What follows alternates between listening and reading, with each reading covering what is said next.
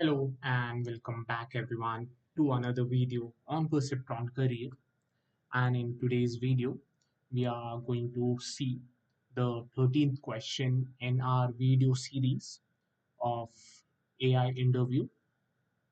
So in the previous question and in the previous video as well. So basically, we were dealing with determinants.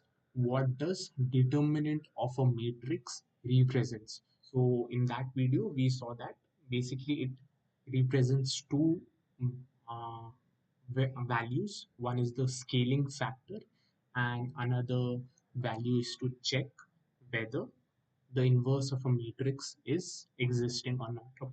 So in this question, it is again on determinants, but this question basically deals with what happens to the value of determinant when you do certain kind of operation on the matrix. Okay, so let us read this question and dive into this. Okay, so the question is something like this: what happens to the determinant of a matrix if we multiply one of its row by a scalar P?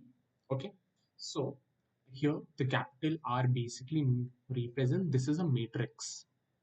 Capital R is the matrix, and this T value basically represents the scalar multiple.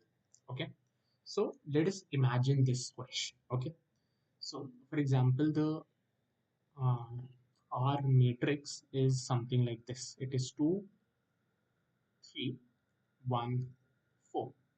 Okay, this is the matrix. Now let's go ahead and calculate the value of the determinant. So it will be simply 2 into 4 minus 3 into 1, right? Which is equal to 8 minus 3, which is 5. Okay, so now we are getting the answer 5. Now, what will happen if we multiply the matrix by a scalar value and the multiplication is only done to a single row? So we select this particular row and let's multiply it by 2. Okay, we'll multiply the first row, this particular first row, by a value 2. So the new matrix R dash will be something like this, right? 4 comma 6, 1 comma 4. The second row will be as it is, as we are not doing any kind of multiplication on that.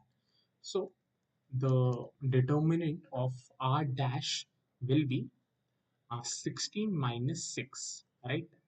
Which is equal to 10. So earlier it was 5 and now it is 10. So you can see a correlation. If you multiply a matrix by a scalar, the determinant of the matrix also gets multiplied by that value, right? So this is the answer.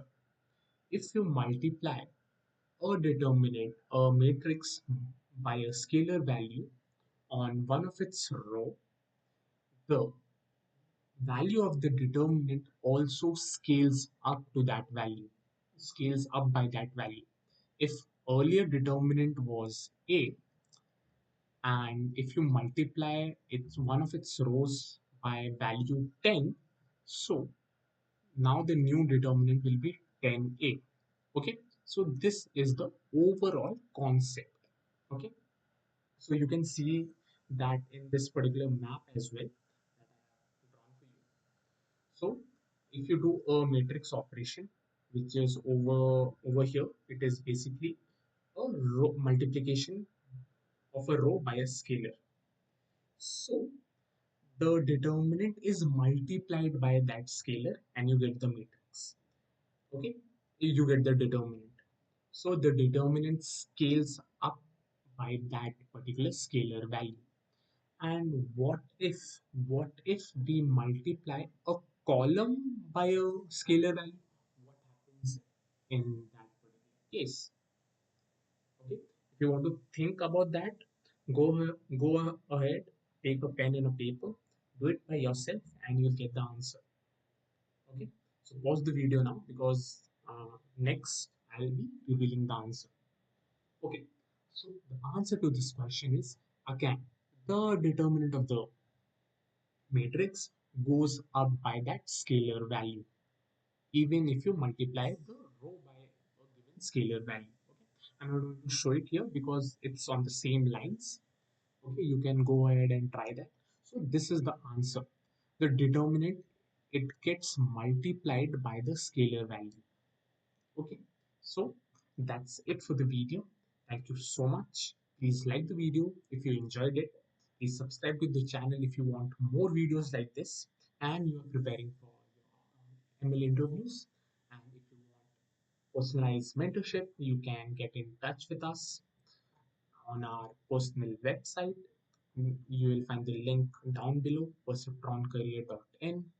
Please do check out our LinkedIn channel as well. So thank you so much and bye bye.